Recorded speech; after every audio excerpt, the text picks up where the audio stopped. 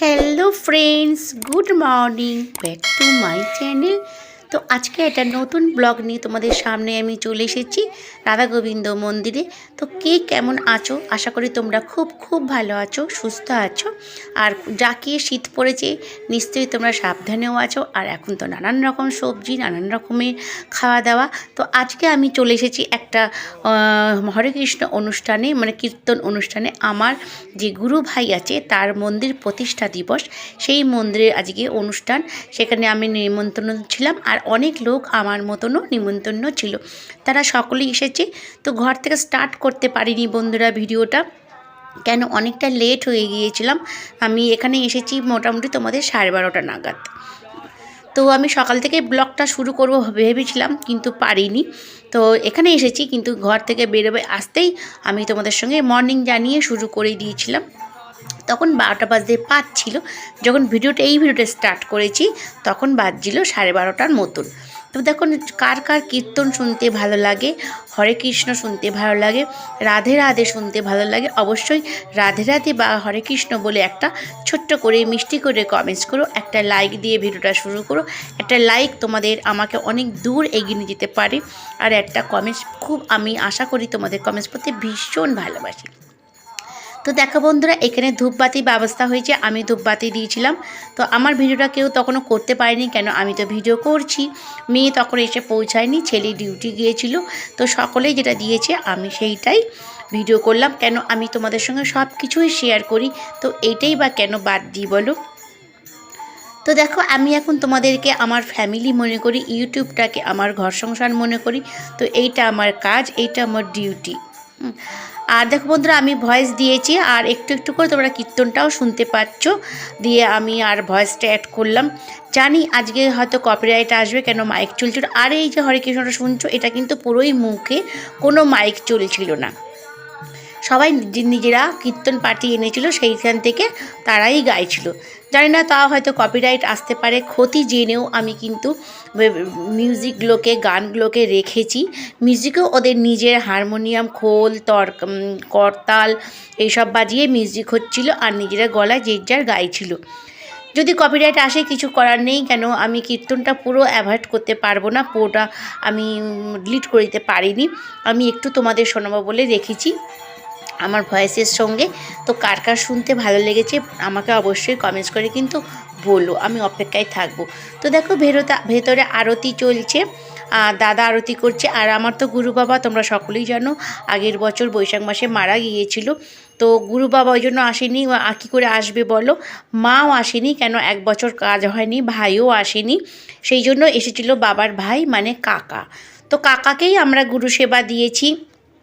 এখানে আরতি চলছে, আর এইখানটা হোম হবে। দেখো, প্রদীপ জ্বালা হয়ে গিয়েছে, দেখেছো? দেখো তোমরা কতটা কি বুঝতে পারছো, কতটা। যদি কারোর কিছু জানার থাকে আমাকে অবশ্যই কিন্তু বন্ধুরা কমেন্টস বলবে, আমি সেটা উত্তর দেওয়ার চেষ্টা করব।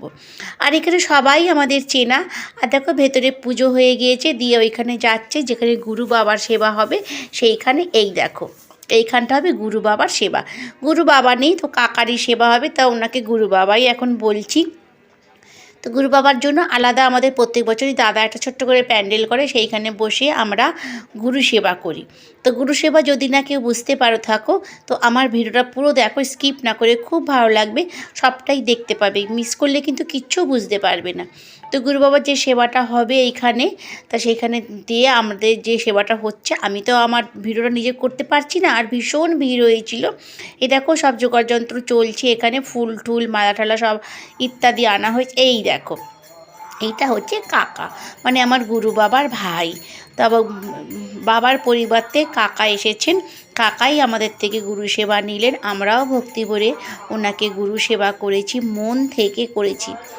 জানি না বন্ধুরা, কপিরাইট আসলে আমার জানি ক্ষতি হবে, চ্যানেলটার ক্ষতি হবে, কিন্তু কি করবো বলো, এই অনুষ্ঠানের পুরো মিউজিকগুলো আমি অ্যাভয়েড করতে পারলাম না।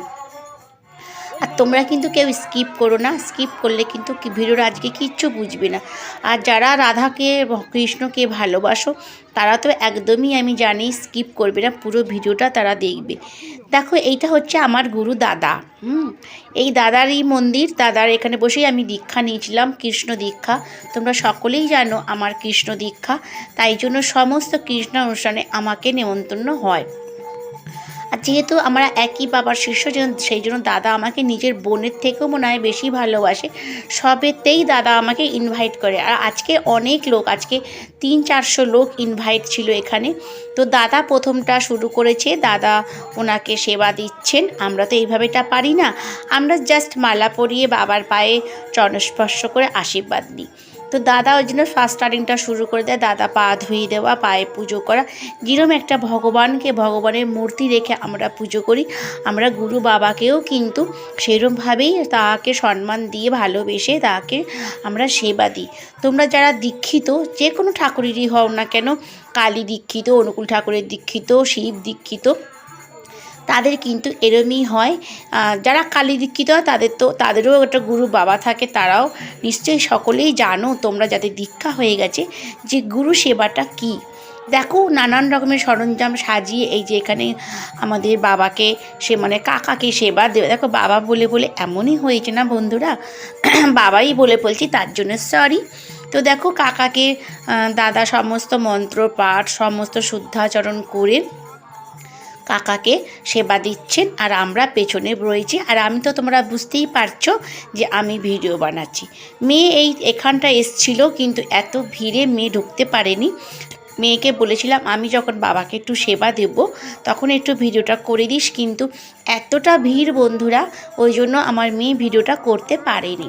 আমি মালা হাতে, ফোন হাতে দাঁড়িয়েছিলাম পেছনটায়, ঠিক দাদার পেছনটায়। তোমরা বুঝতেই পারছো যে দাদার ঠিক পেছনটা আছি বলেই কিন্তু আমি ভিডিওটা এরমভাবে তুলতে পেরেছি।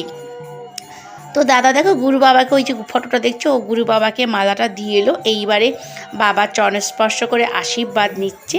দেখো বাবাকে আশীর্বাদ করে, কাকাকে আমি বাবাই বলছি, কিছু মনে করো না। তো ওনাকে আশীর্বাদ করে চরণস্পর্শ করে আশীর্বাদ নিল। নেওয়ার পর এইবারে কাকাকে দেখো মালাটা পরিয়ে দিল।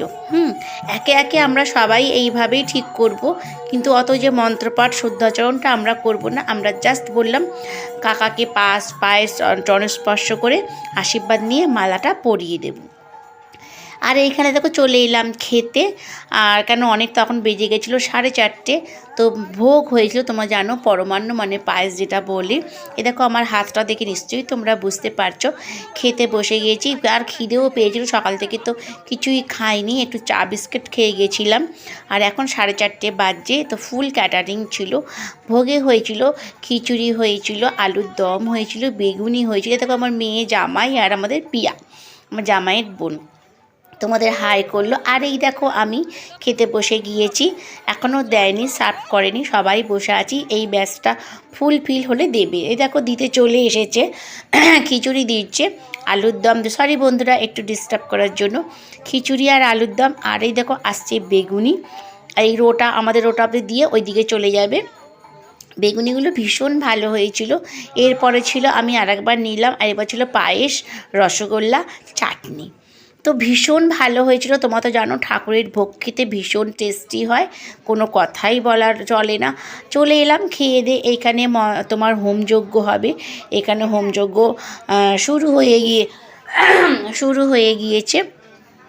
দাদা ভেতরে, মন্দিরের ভেতরে যোগাযন্ত্র করছে। ওইখানে যা পুজো টুজো হয়েছে সেগুলো গোছানো করছে। আর এখানে ঠাকুরমশাই বসে পড়েছে হোম করতে। তো হোমটা দেখো তোমরা মন্ত্রটা শুনতে পাচ্ছ ভীষণ সুন্দরভাবে। যে মন্ত্রটা না শুনলে প্রাণ জুড়িয়ে যাবে, মনে হবে হোমের কাছে বসেই থাকি, উঠবো না, এত সুন্দর মন্ত্র পাঠ করছিল হোমের। তো দেখো এই যে করছে, দেখো হোমটা অনেকটাই তুললাম তোমাদের পুরোটা দেখাবার জন্য। পুরোটা করতে পারিনি, কেন হোমটা ঘন্টা দেড়েক হয়েছিল, অনেক লং হয়ে যাবে, তাই মনে হচ্ছে অনেকটা লং হয়ে গেছে। তো প্লিজ বন্ধুরা একটু ধৈর্য ধরে দেখো ভিডিওটা। অনেক কেটে কেটে বাদ দিয়েছি, কিন্তু এইগুলো কেটে বাদ দিলে তোমরা বুঝতে পারতে না। তো দেখো সবাই আবার অনেকে ছিল তারা এখনও ধূপবাতি দিচ্ছে। তা এই ভদ্রলোক ধূপবাতি দেবে বলে ধূপবাতি জ্বালছিলেন। আর ওইখানে তো হোম হয়েই চলেছে, দেখতেই পাচ্ছ ঘন্টা দেড়েকের ওপর হোম হয়েছে। আর মন্ত্রটা আমি অনেকক্ষণই ভিডিও করেছি, ভীষণ সুন্দর, মানে প্রাণটা জুড়িয়া মুগ্ধ হয়ে যেতে হয় এই হোমের মন্ত্রগুলো। এত মিলিয়ে মিলিয়ে সুন্দর করে সুর করে করে বলে না, ভীষণ সুন্দর। তা আমি বসেই তো তুলতেই থাকলাম, তুলে গিয়ে কাকার সঙ্গে একবার দেখা করলাম, দাদার সঙ্গে একবার দেখা করলাম, করে নিয়ে বাড়ি যেতে হবে, বাড়ির প্রস্তুতি যেতে হবে। তো এই দেখো আমি এখানে বসে রয়েছি, যে হোমটা দেখছিলাম, হোমের টিপ নিয়ে নিয়েছি, দেখতেই পাচ্ছ হোম হয়ে গেল, হোমের টিপ নিয়ে নিলাম। আর আবার দাদা কাকার সঙ্গে দেখা করে চলে এলাম হোমের জায়গায়। তা বন্ধুরা দেখো দাদা বসেছে, লাস্টে যে হোম শেষ হয় না বসতে হয়, দাদা বসেছে। তো বন্ধুরা কোথাও যদি ভিডিওটা তোমাদের একটু কোথাও ভালো লেগে থাকে তো প্লিজ লাইক কমেন্ট করো, একটা মিষ্টি করে কমেন্টস করো। তোমাদের সঙ্গে দেখা হবে আমার আবার আগামী একটা নেক্সট কোনো নতুন ভিডিওর সঙ্গে, একটা ভালো কিছু নিয়ে। ততক্ষণের জন্য তোমরা ভালো থেকো, সুস্থ থেকো, আমার পাশে থেকো। আর অবশ্যই হোমটা ভালো করে দেখো। এই হোমে আমি সকল পরিবারের জন্য শুভ কামনা চেয়ে আজকের মতো ভিডিওটা শেষ করছি। ভালো থেকো, টাটা, বাই বাই।